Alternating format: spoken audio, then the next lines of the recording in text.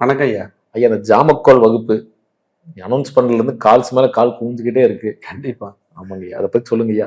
கண்டிப்பா. ஜாமக்கோல் பிரசன்ன வகுப்பு வர 23/1/2026 இருந்து 30/1/2026 வரைக்கும் கிட்டத்தட்ட 8 நாள் ஆன்லைன் ஜூம் வகுப்பை நம்ம நடத்த இருக்கிறோம். மாலை 6 மணிலிருந்து 7:30 மணி வரை 1.5 மணி நேர வகுப்பு. ஆன்லைன் ஜூம் படிக்கிறவங்க எல்லாத்துக்குமே அந்த வீடியோ ரெக்கார்டட் வீடியோ வந்து மெயிலில் அனுப்பிடுவோம். அடிப்படை ஜோதிடம் வந்துங்க முழுமையாக தெரிஞ்சிருக்கணும். கொஞ்சம் அறகுறையாக தெரியும்னா வேண்டாம்.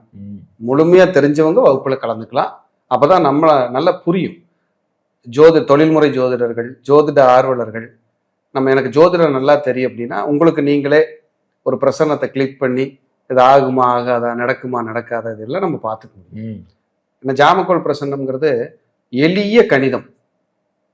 சும்மா ஒரு லேப்டாப் செல்ஃபோன் இருந்ததுன்னா அதில் டவுன்லோட் பண்ணிட்டு ஒரு சம்பவம் நடக்குமா நடக்காதா, ஆகுமா ஆகாதா, எப்போ நடக்கும், என்ன வகையான சாபகோபங்கள் இருக்குது, தோஷங்கள் இருக்குது, குலதெய்வ ஆசீர்வாதம் எப்படி இருக்குது. நம்ம கிட்ட ஒருத்தர் கேள்வி கேட்குறாரு, நான் ஒரு நிலம் வாங்க போகிறேன்னு, இந்த நிலம் வாங்க முடியுமா முடியாதா, வாங்கினா ஃப்யூச்சரில் பலமாக இருக்குமா இருக்காதா, இது எல்லாமே ஒரு நிமிடத்திற்கும் குறைவான நேரத்தில் ஆகும் ஆகாது, நடக்கும் நடக்காதுன்னு ஈஸியாக சொல்ல முடியும். அப்படிப்பட்ட ஒரு அற்புதமான கலை பிரசன்ன கலை ஜாமக்கோல் பிரசன்ன முறை. இது வந்து உலக நாடுகள் எங்கிருந்தாலும் நீங்க இருந்த இடத்துல இருந்தே ஆன்லைன் ஜூம் வாயிலாக நீங்க படிக்கலாம். முன்பதிவு விறுவிறுப்பா போயிட்டு கண்டிப்பா நீங்க கீழ்கண்ட நம்பருக்கு தொடர்பு கொண்டு முன்பதிவு செஞ்சுக்கலாம். ரொம்ப ஒரு அற்புதமான வகுப்பா இருக்கும். இதுல குறிப்பா தொழில்முறை ஜோதிடர்கள் யாராவது இருந்தீங்கன்னா பிரசன்ன கலை கண்டிப்பா தேவைப்படும். ஏன்னா ஒரு ஜாதகமே இல்லாம இருக்கக்கூடிய கேள்விகளை நம்மளே எடுத்து டக்கு டக்கு நடிச்சோம். ஆமா, அந்த மாதிரி உடனுக்குடனே வேலை ஆகும் ஆகாது, நடக்கும் நடக்காதுன்னு சூப்பரா சொல்லிடலாம்.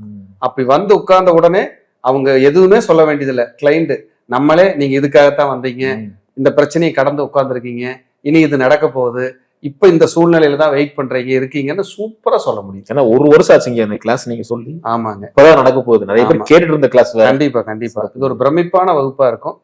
தயவு செய்து ஜோதிடம் தெரிந்த அனைவரும் இந்த வகுப்பு மிஸ் பண்ணிட வேண்டாம் அப்படிங்கிறது என்னுடைய கருத்து. ஏன்னா இது ஒரு அற்புதமான கலை, அருமையான ஒரு பிரசன்ன கலை. இதை படிக்கும் போதே நமக்கு ஜோதிடத்தின் மேல இருக்கிற நம்பிக்கை அதிகமாகும். நமக்கு பலன் சொல்ல முடியலையேங்கிற பயம் வீணா அதை விட்டு போயிடும் நம்மளை விட்டு. இனி கிங்கு நான் தான் ஜோசியத்துல, நான் தான் சூப்பரா பலன் உரைப்பேங்கிற நம்பிக்கை உங்களுக்கு வந்துடும். இதுல எந்த மாற்றமும் இல்லை. அது மாதிரி நம்ம டீச்சிங் அப்படி இருக்கும். அற்புதமா உங்களுக்கு வழி நடத்த முடியும். எளிமையான ஒரு அற்புதமான வழி நடத்துதல், சொல்லிக் கொடுக்குற முறை, இதெல்லாம் ரொம்ப நல்லா இருக்கும். அடியேன் தான் பயிற்சி ஆசிரியர். நீங்க எனக்கு 17 வருட அனுபவம். பிரசன்ன ஜாமக்கோல் பிரசன்னம்ங்கிறது ஒரு அற்புதமான கலை. இதை கற்றுக்கொள்ள உங்களை அன்போடு அழைக்கிறேன். இது ஒரு கட்டண வகுப்பு. விருப்பம் இருப்பவர்கள் கீழ்கண்ட எண்ணில் தொடர்பு கொண்டு பயன்பெறலாம். உங்களை வகுப்பில் சந்திக்கிறேன். அனைவருக்கும் என் அன்பான வாழ்த்துக்கள். வாழ்க வளர்க.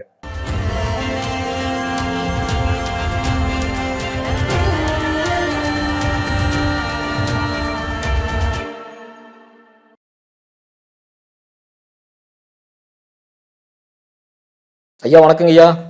வணக்கம் மணி சார். ஐயா எப்படி இருக்கீங்க? நலமா இருக்கேன். சிறப்பு. வாழ்க வளர்க. ரொம்ப நன்றி ஐயா. ஐயா, கடந்த அந்த 3 வீடியோ போட்டிருந்தோம். வெகு துல்லியமா சூப்பரான கணிப்பு சொன்னீங்க. அற்புதமான கமெண்ட் செக்ஷன்ல குவிஞ்சிட்டாங்க. அதுல கரெக்டா எப்படி சொன்னீங்க. இப்ப அடுத்த ராசியை போடுங்க, ஏன் இவ்வளவு டிலே ஆகுது அப்படின்னு கேட்டிருக்காங்க ஐயா. கண்டிப்பா. இப்ப அடுத்த ராசி நம்ம பார்த்துலாம் ஐயா. எல்லாம் ஆவலா எதிர்பார்த்துட்டு இருந்த கடகராசியை பத்தி சொல்லுங்க ஐயா. கண்டிப்பா. கடகம் காலச்சக்கரத்திற்கு 4வது ராசி. அந்த ராசியில குரு உச்சம், செவ்வாய் நீசம், சந்திரன் ஆட்சி, இப்படி 3 பரிணாமமும் இருக்கு. அங்கேயே பாருங்க, இந்த கடகராசிக்கு இயற்கையாகவே குருச்சந்திர யோகம், குருமங்கள யோகம், சந்திரமங்கள யோகம் கனெக்ட் ஆகும் மறைமுகமா. அப்ப கடகராசியில யாராவது பிறந்தாலே அவங்க குடும்பத்தில் ஒரு படி தலைத்து ஓங்குவார்கள், மேல வருவாங்கன்னு அர்த்தம். ராசிநாதன் சந்திரன். இவங்க மனசு ஒரே மாதிரி இருக்காது. ஏன்னா சந்திரன் யாரு? 15 நாளைக்கு தேயிறவன், 15 நாளைக்கு வளர்றவன். அப்போ அவங்க மனசு எப்படி இருக்கும்? 15 நாள் பயங்கர ஹாப்பியாக ஓடுவாங்க, 15 நாள் போப்பா என்னப்பா வாழ்க்கை சோர்வாக இருப்பாங்க. இதுதான் அவங்க லைஃப் ஸ்டைல். கேட்டோம்னா ஒரு 15 நாளைக்கு பயங்கர சந்தோஷத்தை பேசிகிட்டு இருப்பாங்க, ஒரு 15 நாளைக்கு கடுமையான கவலையை பேசிகிட்டு இருப்பாங்க. இப்படியெல்லாம் அந்த சூழல் அங்கே இருக்கும். ராசிநாதன் கடகராசி, ராசிநாதன் சந்திரன். அவன் நீசமடைகிற இடம் 5ஆம் இடம். ம்.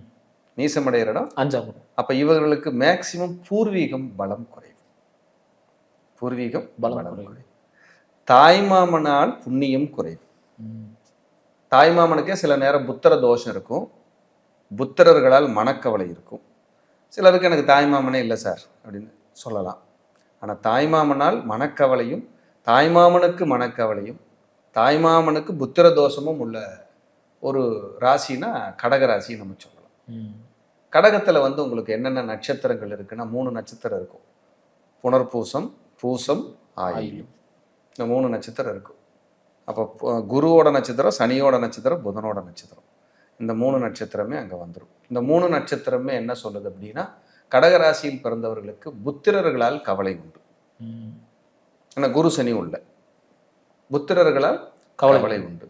சனி புதன் உள்ள, படிப்புல ஒரு பிரேக் ஆகிறது, படிப்புனால ஒரு பிரச்சனை ஆகிறது, படிப்பை நினைச்சு ஒரு மனக்கவலை போராட்டம் ஆகிறது இருக்கும். சனி புதன் உள்ள இருக்கா, நண்பர்களால் ஏமாறாத கடகமே இல்லை. அது சந்திரனோட வீடு, சனி நட்சத்திரம் இருக்கு, புதன் நட்சத்திரம் இருக்கு. பரம்பரையில குடும்பத்துல யாருக்காவது அம்மா வழி, அப்பா வழி உறவுல யாருக்காவது இந்த ஃபிட்ஸ் இருக்குல்லங்க, ம். ஆமாங்க. வலிப்பு, அந்த தொந்தரவு வரும். குடும்பத்துல யாருக்காவது வெரிகோஸ் வெயின் இருக்கும், இந்த நரம்பு புடைச்சதுல காலில், அந்த தொந்தரவு வரலாம். தாயாதி வர்க்கத்தில் மனநிலை பாதிக்கப்பட்டவர்கள், மனம் சார்ந்த தொந்தரவு உடையவர்கள் இருப்பார்கள். இப்ப இதெல்லாம் கடகத்துக்கு உண்டான பொது. கடகத்துல உச்சமடையவர் யாரு? குரு. அப்ப இந்த குடும்பத்துல பாருங்க, நல்ல ஆன்மீகம் நல்லா இருக்கும். அம்மா வழியில சாமி கும்பிட்றவங்க சூப்பரா கும்பிட்டுக்கிட்டு இருப்பாங்க, ஏன்னா அது தாய் வீடு. கண்டிப்பாங்க. அப்ப அம்மா வழியில சாமி கும்பிட்றவங்க நிறைய இருப்பாங்க, நல்ல ஆன்மீகத்தோட பக்தி மார்க்கத்தோட இருப்பாங்க. மாலை போடுறேன், கோயில் எடுத்து நடத்துறேன், கோயிலுக்காக நான் ஏதாவது செய்யறேன் அப்படிங்கிற ஒரு கண்டிஷன் கண்டிப்பா இருக்கும். அப்படிங்கிறது ஒரு அற்புதமான விஷயம். குரு உச்சமாகிற வீடுங்கிறதுனால கடகராசிக்காரங்கிட்ட இயற்கையாகவே ஈகோ இருக்கும். ம். ஒருத்தங்கிட்ட போய் நான் நிற்க மாட்டேன், தேவைப்பட்ட அவன் வரட்டும் அப்படிங்கிற அந்த ஈகோ இருக்கும். அதே போல மற்றவர்களை வழிநடத்துகின்ற சக்தி இருக்கும். குரு உச்சமாகிற வீடு இல்லையா, ம். மற்றவர்களை வழிநடத்துகின்ற சக்தி இருக்கும். செவ்வாய் நீசமாகறதுனால கடகராசி பெண்கள் இருக்காங்கல்ல, ம். அவங்களுக்கு கணவரால் மன நிம்மதி, மன உளைச்சல் உண்டு. மன நிம்மதி குறையும், மன உளைச்சல் உண்டு கடகராசியில பிறந்தவங்க. எதனால இங்க அது? செவ்வாய் கணவர் இல்லையா, அவன் போய் அங்க நீசமாயிடுறான்ல கடகத்துல. இது வந்து பெண்களுக்கு. ம். பொதுவா சகோதர சகோதரிகளுக்கு பலம் கம்மி. ஒரு குழந்தை பிறந்து எனக்கு பின்னாடி பிறந்த ஒன்று இறந்துருச்சு, முன்னாடி ஒன்று இறந்துருச்சு, ம். ம். அவங்க நல்லா வாழலை, பிறந்தவங்க இணக்கமா இல்லை, கஷ்டப்படுறாங்க, போராடுறாங்க, ஒற்றுமை குறைவா இருக்கு அப்படிங்கிற மாதிரியான ஒரு கான்செப்ட் கடகத்துக்கு உண்டு.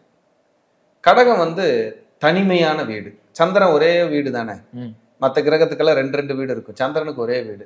இந்த கடகராசிக்காரங்க பாருங்க, எங்கேயாவது கொஞ்சம் இன்டீரியரா குடியிருப்பாங்க. ம். ஒரு ஓரமா இருக்கிறேன், தள்ளி இருக்கிறேன், கடைசியில் இருக்கிறேன்பாங்க.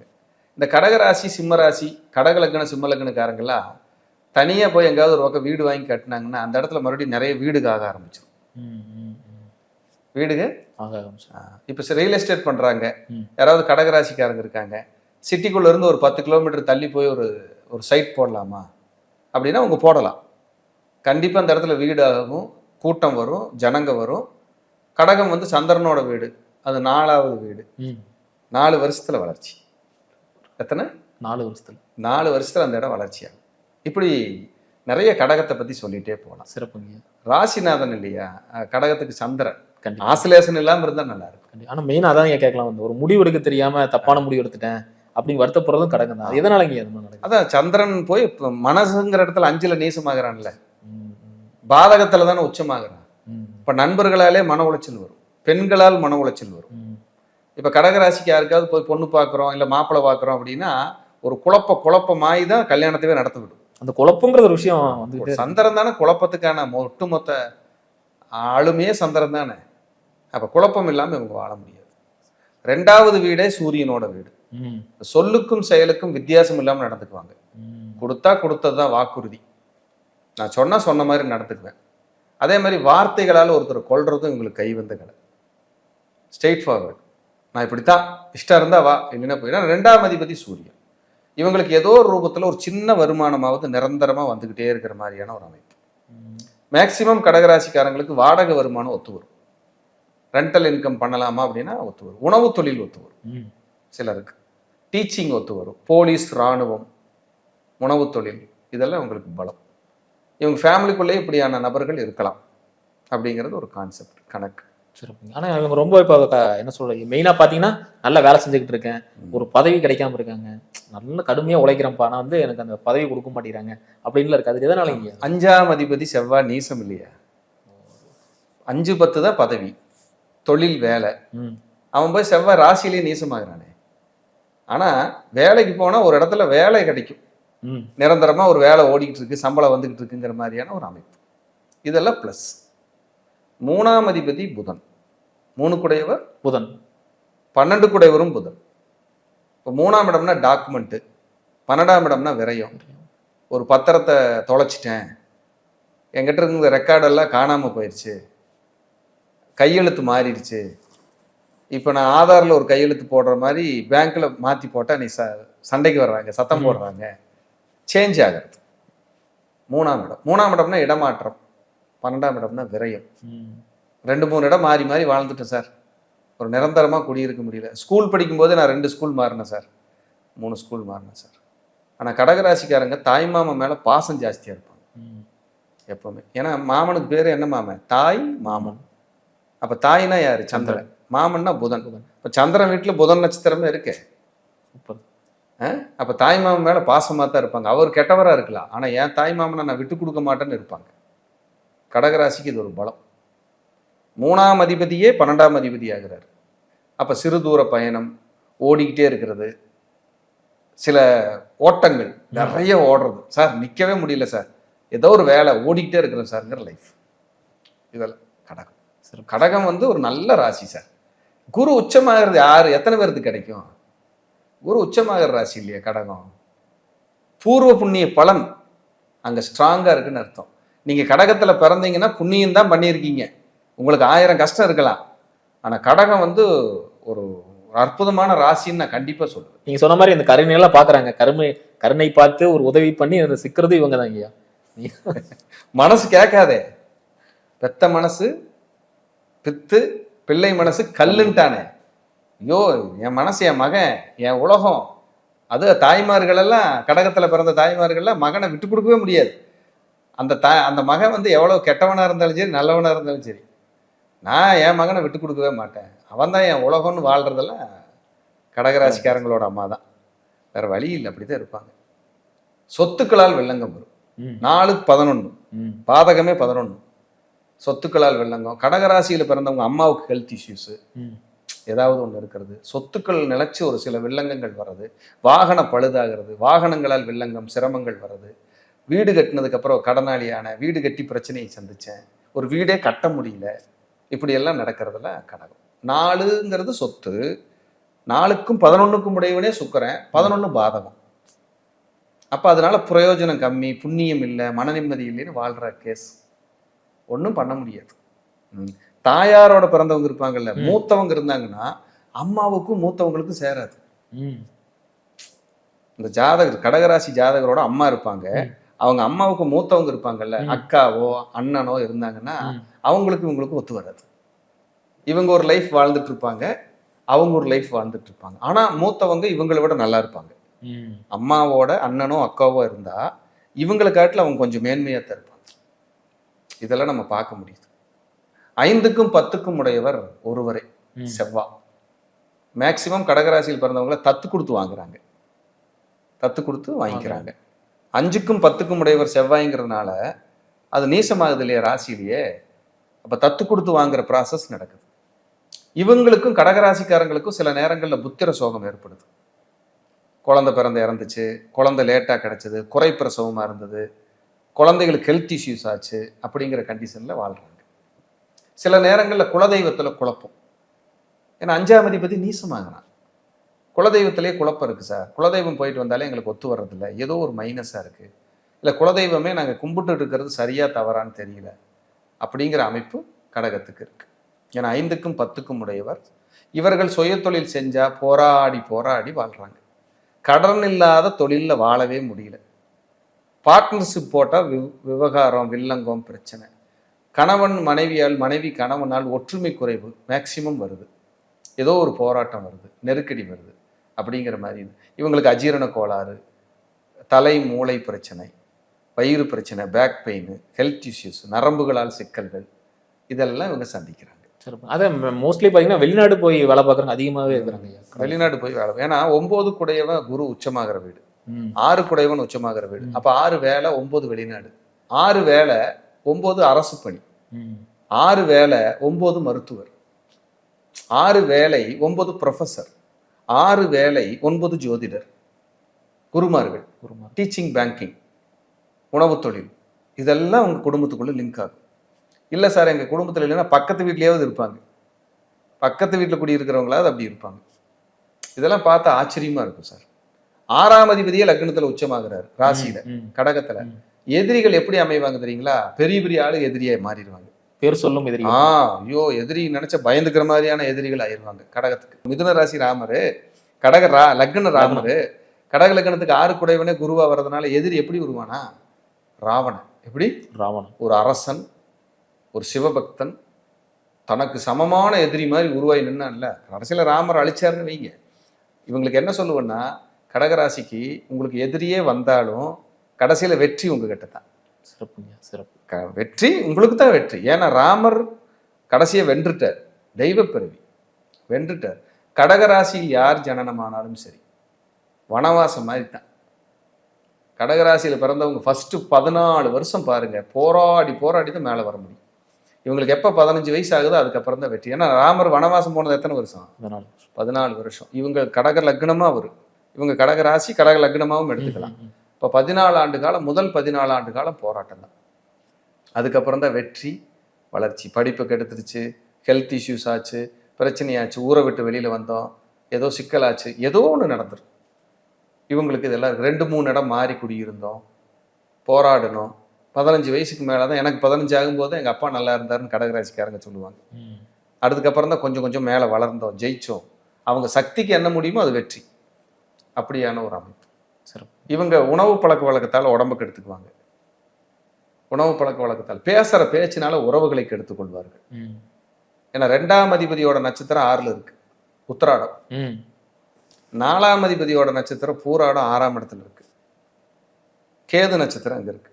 அப்போ 2, 6, 4 கனெக்ஷன். அப்போ 2, 4, 6 நிறைய பேர்த்துக்கு வாடகை வருமானம் வரும். 2ஆம் இட வருமானம், 4ஆம் இட சொத்து, 6ஆம் இட வழக்கு. சிலருக்கு சொத்துக்கள்லேயே வழக்கு இருக்கும். 4ஆம் இட தாயார், 6ஆம் இடம் ஹெல்த் இஷ்யூஸ். அம்மாவுக்கு சதாகாலம் உடல் பிரச்சனை, ஹெல்த் பிரச்சனை, வயிறு பிரச்சனை, ஹிரண்யா தொந்தரவு, வயிறு பிரச்சனை, பேக் பெயின், சுகர், ஏதோ ஒரு தொந்தரவு. அப்பாவுக்கு இதே மாதிரி தான் ஏதாவது டிஸ்டர்ப். அது காலச்சக்கரத்துக்கு 9வது வீடு. சில நேரம் அப்பாவுக்கு ஹெல்த் பிரச்சனை, சிலருக்கு அப்பாவுக்கு உடல் உபத்திரம் இருந்துக்கிட்டே இருக்குது. அப்பா கடனாளி ஆனார், வழக்கை சந்திச்சார், ஹெல்த்துக்காக ட்ரீட்மெண்ட் எடுத்தாருங்கிறதெல்லாம் இருக்கும். அப்போ கடகராசியில் யார் பிறந்தாலும் தாயாருக்கும் தந்தையாருக்கும் ஹெல்த் இஷ்யூஸ் இருக்கும். ஒரு வீட்டில் அம்மா அப்பாவுக்கு ஹெல்த் இஷ்யூஸ் இருந்தால் அந்த குடும்பத்தில் கடகராசியோ கடகலக்கணமோ ஜனனமாவார்கள், ஆகாமல் போக மாட்டாங்க. இது உறுதியாக நடக்கும். ஆனால் செல்வாக்காக இருப்பாங்க. ஏன்னா காலச்சக்கரத்துக்கு 4 குடையவன், சுகமாக வாழ்கிற ராசி. அப்போ கடகத்தில் யார் பிறந்தாலும் அவங்க சக்திக்கு தகுந்த மாதிரி சுகமாக இருப்பாங்க. காலையில் எழுந்திரிச்சு குளிக்கிறது என்ன, கோயிலுக்கு போகிறது என்ன, பக்தி மார்க்கமாக இருக்கிறது என்ன. குரு உச்சமாகிற வீடு இல்லை, அவங்க அப்படி தான் இருப்பாங்க. சார் என் மகன் கடகம் தான், ஆனால் நீங்கள் சொல்கிற மாதிரியெல்லாம் இல்லை அப்படின்னா கண்டிப்பாக அவருடைய 16 வயதிற்கு மேல் இந்த ஆன்மீகம் வரும். ஆன்மீகத்தில் திளைப்பார்கள், சாமி கும்பிட போவாங்க, போகாமல் இருக்க மாட்டாங்க. கண்டிப்பாக போகாமல் அது விடாது. மேஜரான கிரகங்கள் யாரு? சனி, புதன், குரு. அத்தனை மொத்த நட்சத்திரம் அங்கே தான் உள்ள ஒளிஞ்சிருக்கு கடகத்தில். சனி, புதன், குரு. சனி 19, குரு 16, புதன் 17. மொத்த வருஷத்தையும் கூட்டிக்கிங்க. அந்த வருஷத்துக்கு அப்புறம் வளர்ச்சி, அந்த வருஷத்துக்கு அப்புறம் வளர்ச்சி, அந்த வருஷத்துக்கு அப்புறம் உங்களுக்கு ஒரு சொத்து சேரும், அந்த சொத்துக்களால் ஆதாயம் உண்டு. இதெல்லாம் சொல்லிகிட்டே போகலாம். கடகராசியில் பிறந்தவங்களுக்கு குழந்தை புத்திர தோஷங்கள், புத்திர சோகங்கள் வரலாம், ஜாக்கிரதையாக இருக்கும். அதே மாதிரி கடகராசியில் 7க்கும் 8க்கும் உடையவர் ஒருவரே சனி. அப்போ மனைவிக்கு ஹெல்த் இஷ்யூஸ் இருக்கணும், இல்லை மனைவினால் கணவரால் மன நிம்மதி குறையும். 2வது குழந்தை பிறந்ததுக்கப்புறம் சில சிரமங்கள் கஷ்டங்களை கடகராசிக்காரங்க சந்திக்கணும், இல்லாமல் போகாது. ஏன் 2வது குழந்தை பிறந்த குழந்தைக்கு ஹெல்த் இஷ்யூஸோ சர்ஜரியோ நெருக்கடியோ போராட்டமோ கண்டிப்பாக வரலாம். இதில் எந்த மாற்றமும் இல்லை. மனைவியும் சரியான நிர்வாக திறமை உள்ள லேடியாக இருப்பாங்க. இவங்க பேரில் ஏன் கணவனா மனைவி, மனைவினா கணவன், இவங்க பேரில் நான் தொழில் செய்கிறேன் அப்படிங்கன்னு சொல்கிறவங்க இருப்பாங்க. 8ஆம் அதிபதி யாருன்னா சனி. 8ஆம் அதிபதி சனி. அவர் நீசமாகிற வீடு 10ஆம் வீடு. அப்போ தொழிலில் சாட்டிஸ்ஃபைடாக இருக்காது, திருப்தியாக இருக்காது. 4வது வீட்டில் உச்சமாகிறார். 4-8 தொடர்பு. அப்போ பிரம்மாண்டமான சொத்துக்களை வாங்கினேன், பிரம்மாண்டமான வாகனத்தை வாங்கினேன், அதனால நான் போய் லாக் ஆகிட்டேன்னு சொல்லுவாங்க. சக்திக்கு மீறி பேராசைப்பட்டு பிரம்மாண்டத்தை தொடர்றது இவங்க தான். ஜாக்கிரதையாக இருக்கணும். 9வது வீடு குருவோட வீடு. இவங்க தந்தையார் மரியாதையான வாழ்க்கை வாழ்ந்திருப்பார். உறவுகளுக்கு இல்லையோ அல்லது சங்கம் சமுதாயத்திலேயோ உள்ளூருக்குள்ளேயோ புகழான வாழ்க்கை கண்டிப்பாக வாழ்ந்திருப்பார். பேர் சொல்லும் தந்தை. பேர் சொல்லும் தந்தை. அவங்க குடும்பத்துக்குள்ள ஒரு 10 குடும்பத்து, அவங்க குடும்பம் 10 குடும்பம் இருக்குன்னா 10 குடும்பத்துல ஒரு முதன்மையானவராவது இருந்திருப்பார் கடகராசிக்காரர். 9ஆம் இடத்துல தான் சுக்கிரன் உச்சமாகுது. அப்ப தந்தை குடும்பத்தில் 2 திருமணம் நடந்தவர்கள், திருமணமே ஆகாதவர்கள், தாமத திருமணம் செய்தவர்கள் உண்டு. சிலருக்கு தாமத குழந்தை, சிலருக்கு தாமத புத்திரம். புதன் நீசமாகிற வீடு 9ஆம் இடத்துல. அப்போ 9ஆம் இடம்ங்கிறது அப்பா, புதன்கிறது புத்தி, மனம். அவங்க அப்பா வழியில் ஸ்கின் தொந்தரவு உடையவங்க இருப்பாங்க, அப்பா வழியில் கண் பார்வை பிரச்சனை உடையவங்க இருப்பாங்க, அப்பா வழியில் குரு அங்கே ஆட்சி பெற்று புதன் நீசமாகி சுக்கிரன் உச்சமாகிற இடம். அப்போ 2 திருமணம் நபர்கள் இங்கே உள்ள இருப்பாங்க. தந்தையார் கண்டிப்பாக ஒரு சொத்துக்களை இழந்தவரே. தன்னோட சொத்துக்களை உள்ளூர்லேயோ வெளியூர்லேயோ எங்கேயோ ஒரு பக்கம் வாழ்ந்த இடத்துலையோ நான் விட்டுட்டு வந்துட்டேன், பராமரிப்பு இல்லை இழந்துட்டு வந்துட்டேன்னு சொல்லாத கடகமே இருக்காது. 10வது வீடே செவ்வாய் வீடு, தொழில் வீடு. இப்போ 10 குடைவன் நீசமாகறான். அப்போ தொழிலில் அங்கே சனியும் நீசமாகுது. 10 குடைவன் ராசியில் நீசம், சனி 10ஆம் இடத்துலையே நீசம். அப்போ தொழில் போராட்டம் இல்லாத கடகமே இல்லை சார். நான் போராடாத வாழ்க்கையே இல்லைன்னு சொல்லுவாங்க. 11ஆம் இடமே பாதகம். அப்போ நண்பர்கள், மூத்த சகோதரம், சித்தப்பா, இந்த உறவுகளால் துளியும் பிரயோஜனம் இல்லை. இது நம்ம அடித்து ஓங்கி சொல்லிடலாம். இவங்க இப்படித்தான் இருப்பாங்க.